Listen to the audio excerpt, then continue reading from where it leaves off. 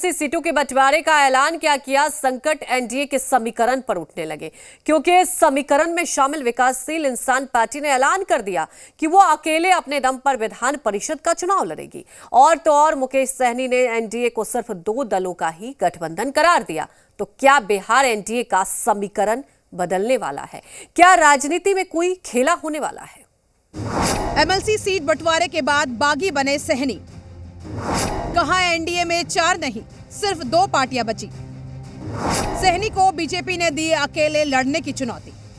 13 सीटों पर भारतीय जनता पार्टी, 11 सीटों पर जनता दल यूनाइटेड ने लड़ने का तय किया। आपसी सहमति से हमारा ये निर्णय हुआ है। जेडीयू और बीजेपी ने एमएलसी सीटों को लेकर गुड़ा गणित क्या बनाया, नाव लेकर सियासत में निकले सहनी के तेवर बदल गए।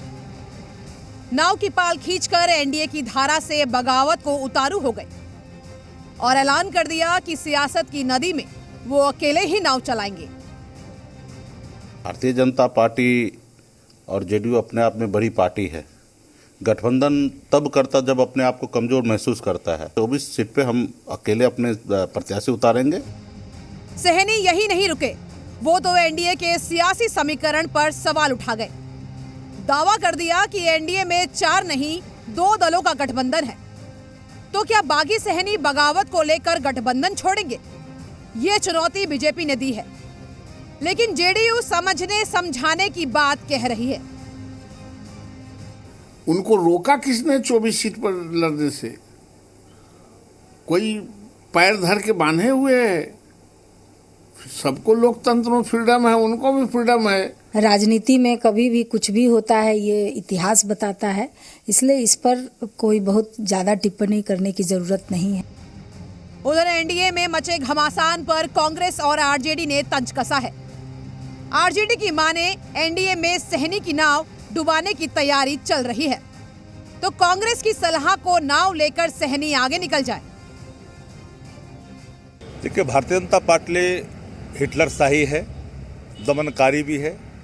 ये बातें पहले भी समझनी चाहिए था आदरणीय मुकेश सहनी जी को। हम तो माननीय मुकेश सहनी जी से यही कहेंगे कि हम लोग समान विचारधारा के लोग हैं और आप आइए, कांग्रेस में आपका स्वागत है।